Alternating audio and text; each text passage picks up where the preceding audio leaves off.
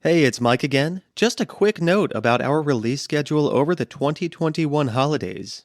We won't publish an episode on the Monday after Christmas, which is December 27th, or the Monday after New Year's, which is January 3rd.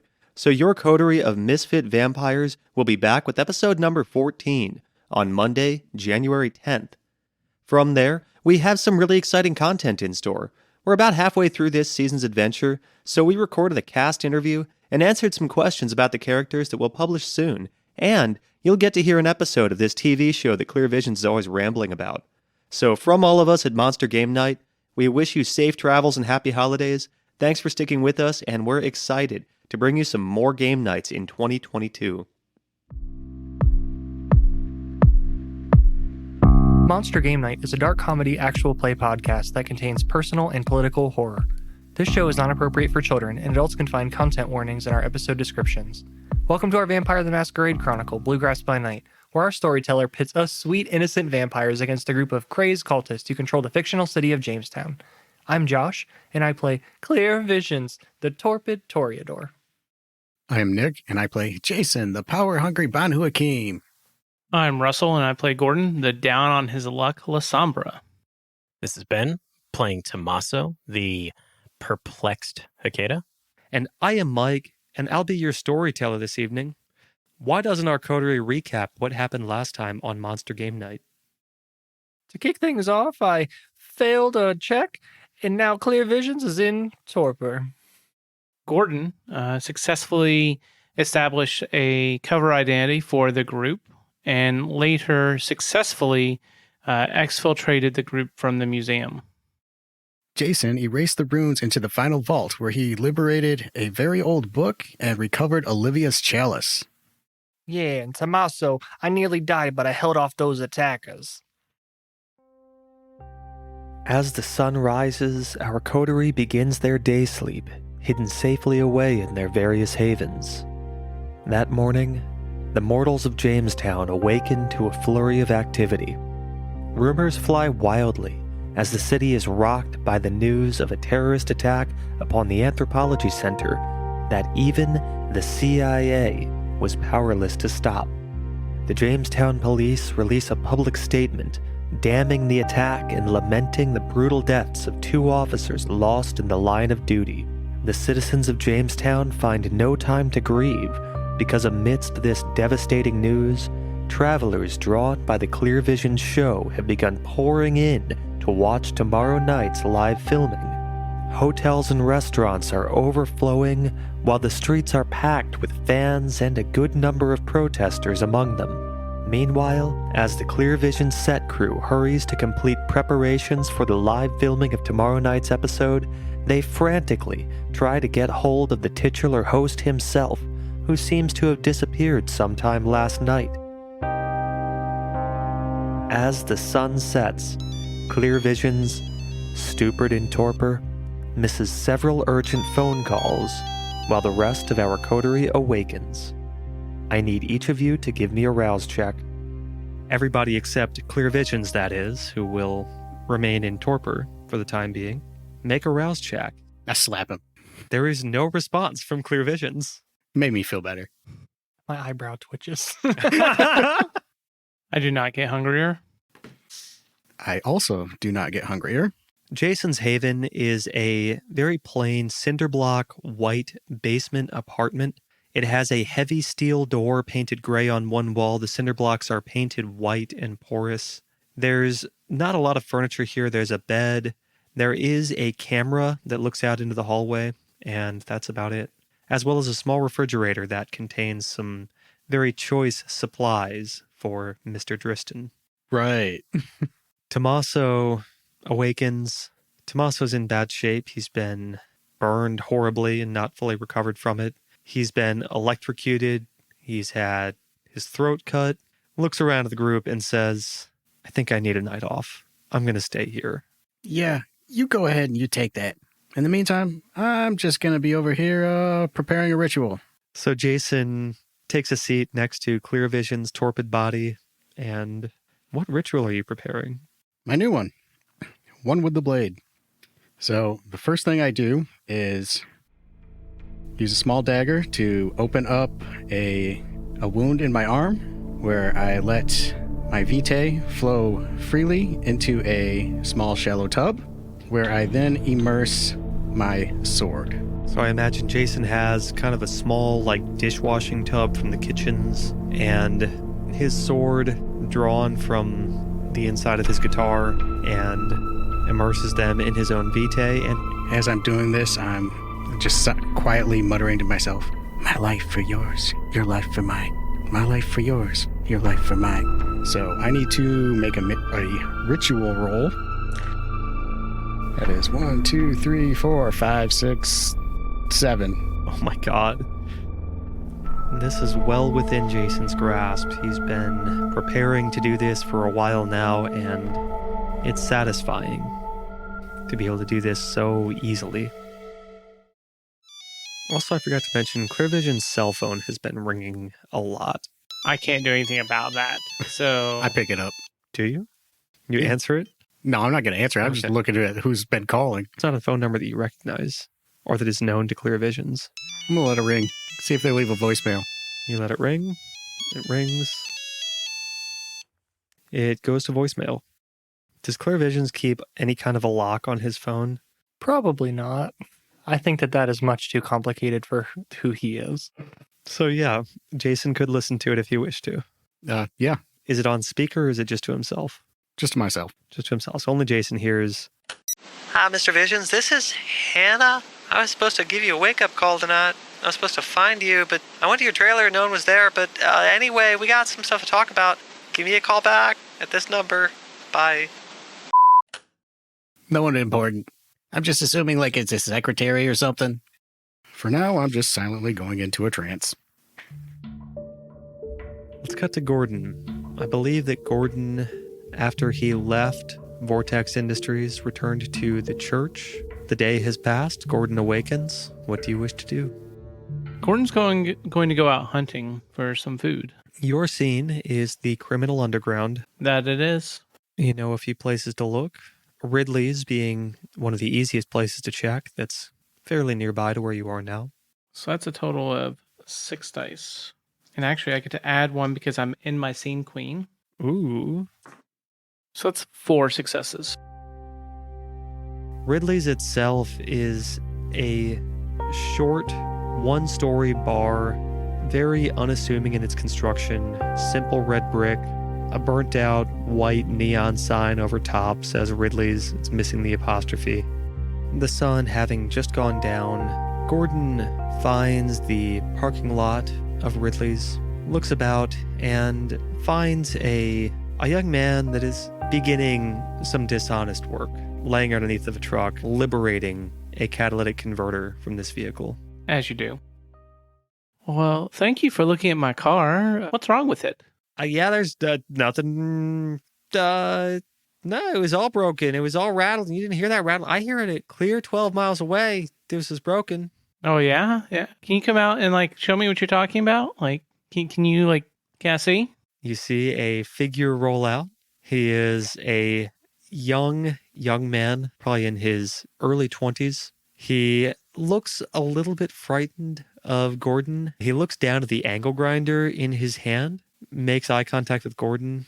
Now, you wouldn't be trying to destroy my car or anything, would you? This is your car? You wear that suit and you drive this pickup truck? Yeah. I had a very important meeting to go to. Well, I'm sorry, I didn't mean nothing by it. I'm sure that there's a way that we can solve this. A way that mutually benefits us both. What did you roll again? 4 successes. That is enough to succeed on this. You have no trouble feeding from this young, thief is a strong word for him, opportunist. So at the end, I'm going to activate cloud memory and tell him to forget everything. Very well. Returning back to Jason, you have entered your trance. What do you wish to do? After about a couple hours, I'm going to get up and I am also going to go look for food. All right. So just prowl the back alleys of the nearby streets, see if I can find anything. This is not your preferred hunting type. You do prefer bagged when you can get it. You're looking around. I imagine Ridley's is probably the right place for you to be looking, given that your haven is in the basement of Ridley's. There's quite a bit going on here. Jason looks around the back alleys around here. Give me a dice roll just of wits plus awareness to see if you find a good feeding spot. 3. 3 successes. This is an easy place to look around. You find a small group of men and women have gathered, obviously talking shop. You can see that they are wearing muddied and stained coveralls. They're complaining about their day's work and their bosses. They're pretty tipsy at this point. Jason judges that it wouldn't be too hard to pick one off from this group. Of course I would just run into a group. I want one just by himself. I'll wait a little while. It takes a little while, but eventually a man stands up and walks off towards the side of Ridley's, and you hear a zip. So that's when I come down on top of him to grab him from behind. I need a dice roll of dexterity plus stealth to see if you can do this without the rest of the group observing what is happening. You can hear them talking in the background, complaining about work at Vortex Industries and the hours and the labor and just how unpleasant it is. That is 3. That is enough for you to slake 1 hunger. That is not enough for you to take 2. Well, that was unsatisfying. As I stand up, I stumble a little bit. Oh, he was inebriated. That's about the moment that you notice Gordon walking from around the back of a pickup truck, wiping away something from his face. Sup? Hey, you get your fill? Yeah. Where's the old man? I didn't see any old man. Gordon ignores Jason and walks down to Jason's hideaway and goes to find Clear Visions and Tommaso. Gordon enters into Ridley's bar. At this time of night, Ridley's is very crowded, very active. Many of the workers of Vortex Industries have come here to relax after their shift. The light is fairly dim, and the floors are wooden. The bar itself is a little bit grungy. Is there anyone that is sitting alone up in the bar? Oh, absolutely. I want to go approach one of them. Okay, what are you looking for? I want to strike up a conversation with them. You see a young woman with a denim jacket, curly blonde hair, and she is wearing very thick gold-rimmed glasses. How are you doing tonight? I'm just waiting for my date to show up. Oh yeah, is this like a first date, second date? What kind of date is this? Well, I'm hoping it'll be a first date. Yeah. Wait, how'd you meet him? Well, I haven't met him yet. Well, how did you set the date up? I haven't set it up yet. Oh. I would love to get to know you a little bit better. And he looks in her eyes, and he's going to cast Mesmerize, and he tells her how to get down to Jason's hideout. And you're going to stand there and wait for me to get there. Okay. She stands up. Gordon sees her carrying out his instructions. She turns around and heads in the direction of the basement. Gordon is then going to stealth and head that way as well. Very well. I follow not too far behind. You see that she has reached the door of Jason's haven by this point, is standing in front of a locked gray steel door and staring at the keypad. So Gordon is going to punch in the code and open the door. You don't have the code. Do I not have I thought you gave us the code. You did not. Oh, well then, I guess I'm going to sit there. Actually, what kind of door is this? It's a steel door. Okay. Steel hinged door that opens inward. Okay. Is it a pin pad, or like is there a locking mechanism that I could pick? There's a keypad. There's a digital keypad. Okay.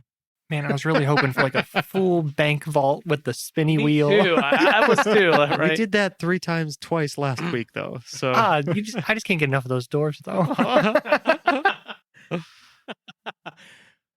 Okay, Gordon's just going to sit there and wait for Jason. Jason. Okay, I appear there at the top of the stairs. You just see a woman standing down there.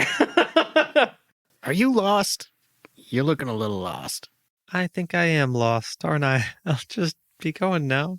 A voice out of the darkness says, "No, you will not. Open the door. Yeah, I figured you were here somewhere. I key in the door. Walk forward." She follows Jason into the haven. Okay. Is this like your Do you work here? Yes, I work here.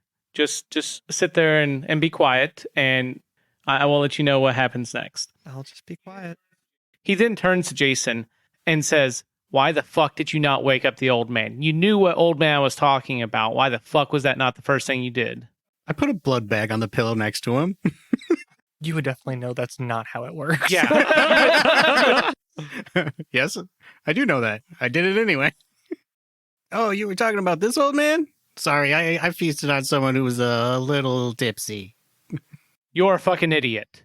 He walks into the room, turns to Tommaso and says, you, jackass, why didn't you wake up the old man? The tiniest smile appears on Clear Vision's face. Because in torpor, you can lightly move your hear fingertips. everything. Yeah. Because he's annoying?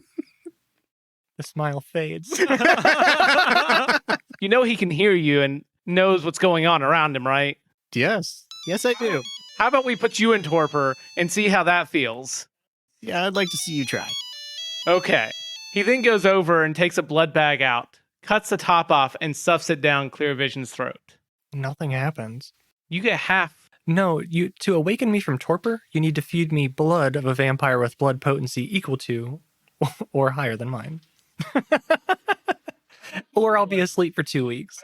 Jesus. Fine. I will slice my palm open and drip some Vitae out and increase my hunger by 1. Oh, yeah. So that would wake me up. Oh. I then heal my hand up, and so I'm at 2 hunger now. And you have a level 1 blood bond with me. Oh, what happened in that bank vault? Oh, hi. And then I jump on the girl and I'm going to feed on her. Oh, God. Yeah. Okay, Oh, so boy. Somebody was hungry. is your intention to drain her dry? Yes. Okay, so I will make you roll for that. This Hey, is old man. unfortunate. I think I got some blood on my suit. Yeah, I But don't think you're going to find a decent dry cleaner here. No, I just had to burn this one, I think. I'll get another one. Clear Vision's phone rings again. Yeah, I toss him his phone. Here. This Hannah chick's been calling you. Oh, Hannah? Okay. I answer the phone. Hi, Clear Vision's TV's most famous medium. Hi, Clear Vision speaking in present. How can I help you? Audibly rolls my eyes. Hi, this is Clear Visions. Oh, hi, this is Clear Visions. Yes, continue. Hi, Mr. Visions. This is Hannah. I don't think we've ever talked before. Probably not. Who is this? I'm Timmy's intern. Oh, wow. Uh, He's really moving up, isn't he? he said he was busy with business cards and stuff tonight, so I should wake you up. It's my first day. I think there's supposed to be like an orientation and stuff, but Timmy said I'm so smart I don't need that. So I'm supposed to tell you a few things. Can you hear a shuffle of paper? Okay, so the first thing I'm supposed to tell you is that, let's see, we're supposed to record tomorrow night. We're supposed to film an episode of the show, and we've already screened the audience members, and we've sent that to your trailer. I went to your trailer, and it was locked. I don't know where they put it. You know, I stayed last night at a friend's house, so they probably just slid it under the door, you know, security and all. But I really appreciate you putting in the legwork here, Hannah. Okay, now listen. You have a real can-do attitude, and I appreciate that. And I just wanted to say thank you for your persistence in attempting to wake me up. You know how much of a night owl I am. The second thing I'm supposed to tell you is someone came looking for you. I guess he had some questions about Terrence. And Timmy said we should send Mark. You know, Mark, your double. But he wasn't sure if that was a good idea or not. So I'm supposed to ask you about that. I do think it'd be a good idea to send Mark. He's really good at, you know, talking with people and just sort of figuring it out. I just trust him. He'll be able to handle it. If it's any of those local PDs, you just send Mark. So this is the last thing I'm supposed to tell you. Little snag when we were setting up for the show. Okay, Hannah, one thing. I like to hear the bad news at the beginning. That way I get to end the conversation on a little sweet note, and you're really just funking this up. Think about that moving forward. I'll remember that next time, if there is a next time. We'll have to see. Continue. I missed all my classes today. Oh, sounds like you better work hard here 'cause you don't got any other options.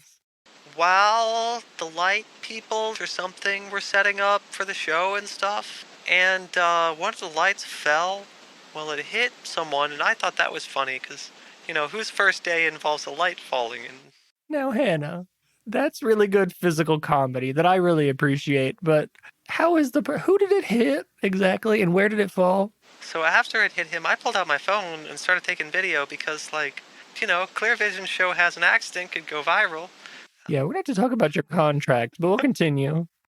Then all the lights started falling. Oh, wow. It got really dark after all the lights fell out, and then I heard all the chairs getting knocked over and stuff, and then people started screaming and running.